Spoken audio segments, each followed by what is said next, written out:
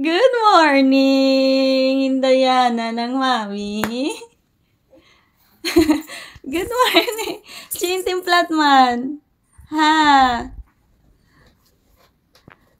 Nakipati ka sa suga. Good morning. Morning po. Late na kami nagising din, Diana. Already 9 in the morning at kagising na namin. Yung aming tatay is umalis na papuntang work. Kami yung naiwan ni Diana. Diana. So, lalagyan natin ng puntil si Diana. Nang ganito lang para easy sa kanya. At makita niya yung mga dapat makita. Kaya nga tabunan sa iyang buhok, ang iyang mga mata. Charan! Go pa na ulit si Diana. Good morning na. Mag-ayos muna ako ng bed. Sometimes si Diana is nandito rin sa aming bed. Maulanon nga aga diri sa amon.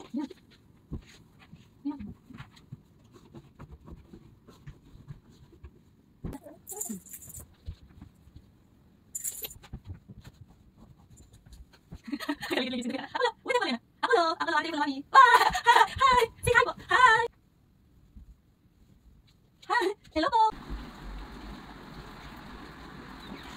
Hello po. Perti ka ba sang ula? Super kaulanong diri sa amon. Kita nyo naman, nagadulom na ang paligid. Pero yung mga dahon dito ng puno sa aming balkon is hindi pa sila naglalagasan. Maglalagas sila totally mga November. End of November, wala na yung mga dahon kasi nga papasok na yung year na ng December. Ande! Dami naming mga abubot, no? Damo namon dira mga sako. Kay tungod, amoy na ang akon nga mga dalalo dito sa amon nga balay. Pero wala pa dabi siya na turn over ang aming bahay. Kaya yan, nakatambak lang yung aming mga gamit. Tapos hindi yan na-amaze siya sa ulan. May exercise gali kami kay mataba ng mami. 1, 2, 3, 4, change, shape, up, now, ziche! Meron pala kaming binili na playpen para kay Diana. Hindi kasi kami bumili ng walker kasi hindi kami in-advise ng aming doctor. Instead, itong playpen yung in-advise niya sa amin na gamitin daw ni Diana para siya ay makapaglakad. And of course, matuto rin siyang tumayo. First pala, tumayo tapos maglakad. So, ilagay natin dito si Diana sa kanyang crib. Ay, crib, playpen pala. Ha! At yan yung itsura ni Diana. Nilagyan ko pala yan ng iba't ibang uri ng mga laruan.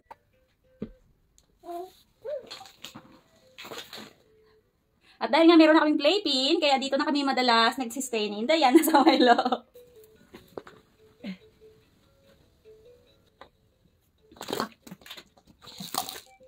Checoloriasta, Portocalio sao orange. So, tinuturuan ko si Diana inchit-inchit ng mga colors. Checoloriasta, Diana, what color is this? Verde. Verde sao green. Checoloriasta, Diana, albastro. Inglesa, blue. Pag tinuturuan ko si Diana ng mga colors, tapos nagka-counting kami ng mga numbers, bali halo na siya. Romanian and English. Yung mga, alam ko lang ba, na mga Romanian, yun yung tinuturo ko sa kanya. Kasi in the future, baka si Diana pa yung magturo sa akin ng Romanian. Pero for now, is mga basic lang muna. Tapos si Diana is mahilig to siya sa music. Kapag naririnig niya na merong music, agad niyang kukunin o di kaya paglalaruan. Tapos kapag natutulog din siya, gusto niya na merong music sa tabi niya.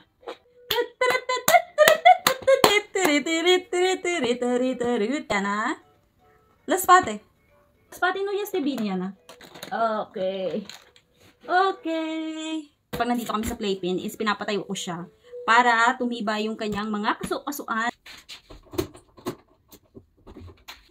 Lumamig ka na. Una. Ay, change. Changes. Una.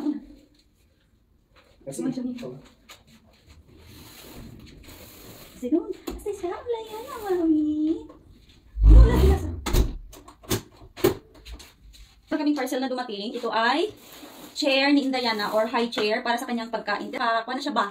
Makagamit na siya ng kanyang kamay sa pagkain. So, nag-order kami ng aking asawa. Pero, hindi ako makaka-unboxing nito kasi ayaw mapalagay ni Diana. So, yung aming tata, yung unboxing nito. Ipapakita ko sa inyo. So, yan yung aming parcel para sa high chair ni Diana. May nakalagay dyan, baby high chair.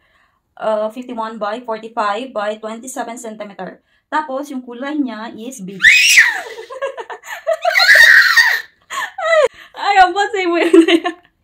amo na siya basta mag-shagit-shagit si Indayana. It means, nalipay na siya. Maraming salamat pala sa mga nanonood ng aming mga video. Have a good day! Yan na. Larividere! Paboop everyone! Mwah! Say, mwah! Do ba ka lang?